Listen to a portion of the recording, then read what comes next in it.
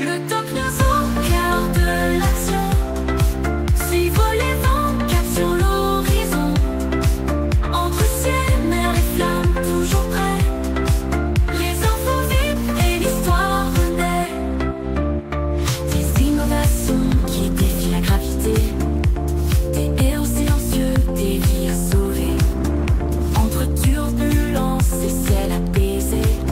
Salut à toutes et à toutes, c'est le Doc News. Pour de la news, on est parti sur de la news aviation. Et pour ceux qui arriveraient au cours de cette deuxième partie de vidéo, je vous dirais de repartir sur la partie 1 de cet accident d'avion entre un Black Hole Awak et l'avion de ligne qui a été touché avec des civils.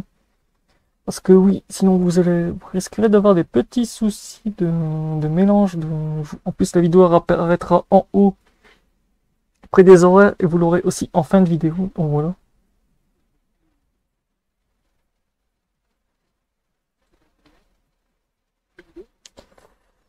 Que s'est-il passé pour le crash de notre hélicoptère Black Hole? Selon des news, en gros,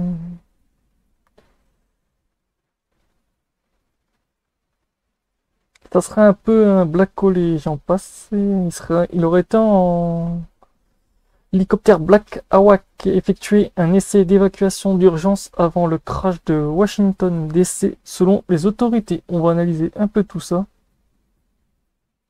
Et oui, c'est pas la première fois qu'il y a autant d'avions près de cet aéroport, parce que je voyais beaucoup de vidéos pop sur le web. Et ouais. Un haut responsable de l'armée a défendu le vol d'hélicoptère à proximité d'un aéroport très fréquenté, soulignant la nature sensible de sa mission. Et oui, vu que sa mission était de voler de nuit.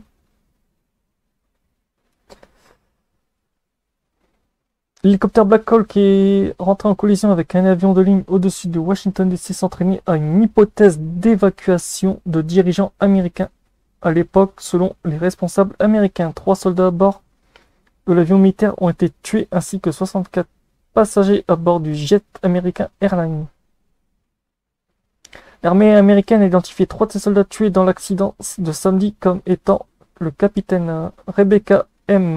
Lobach de Durham en Caroline du Nord. L'armée avait précédemment identifié 2 des soldats tués comme le sergent-chef Ryan Austin et O'Hara et l'adjudant-chef André Lodi. Le scénario de l'équipage de l'hélicoptère pratiqué expliquait l'évacuation de hauts responsables américains, a rapporté Reuters.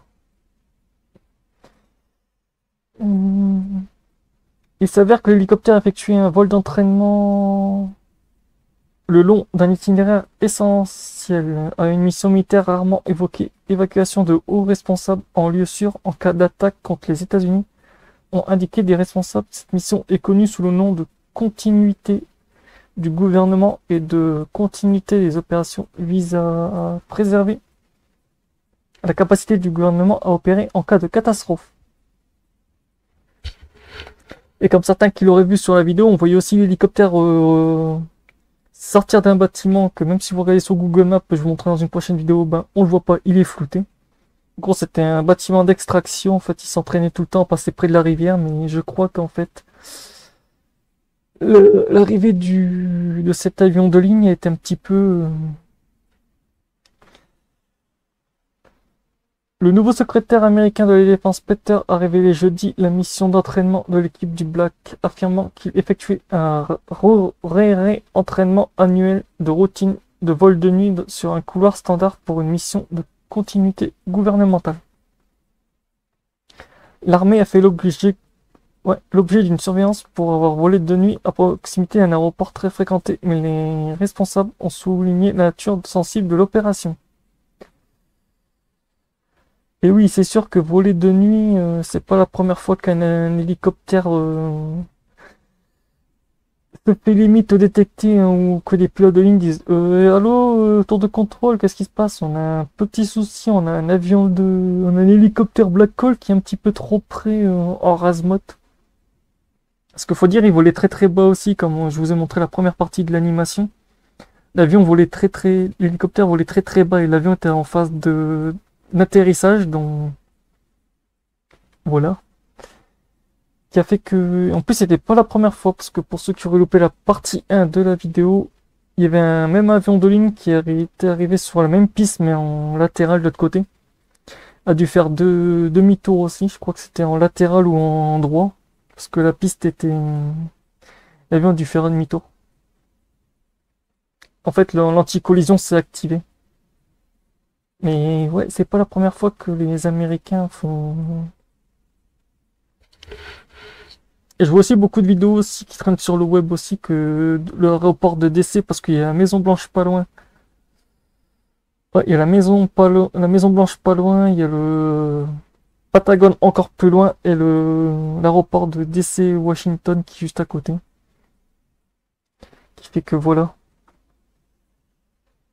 Ça fait que c'est voilà. En plus, on voit bien ici sur cette image quand je vous parlais de l'aéroport.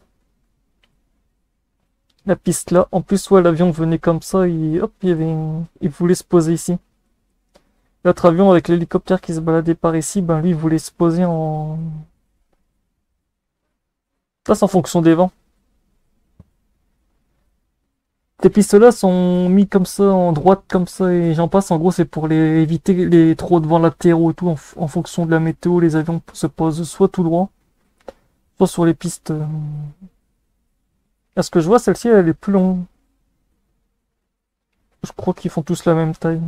Ah oui, ils font presque tous la même taille. Donc voilà, c'est tout pour la partie 2 de cet événement. J'essaierai de retrouver des autres... J'ai une autre petite news qui se fera une partie 3 dessus sur les anciens de l'armée. Qui parlaient que oui, des manœuvres pas loin de cet aéroport, il y en avait beaucoup. Même trop. Donc voilà. Je remercierai les nouveaux abonnés qui s'abonnent et j'en passe. Objectif les 1500 followers, dont on n'hésite pas à partager massivement. On se retrouve pour de prochaines news. Portez-vous bien. Tchuss!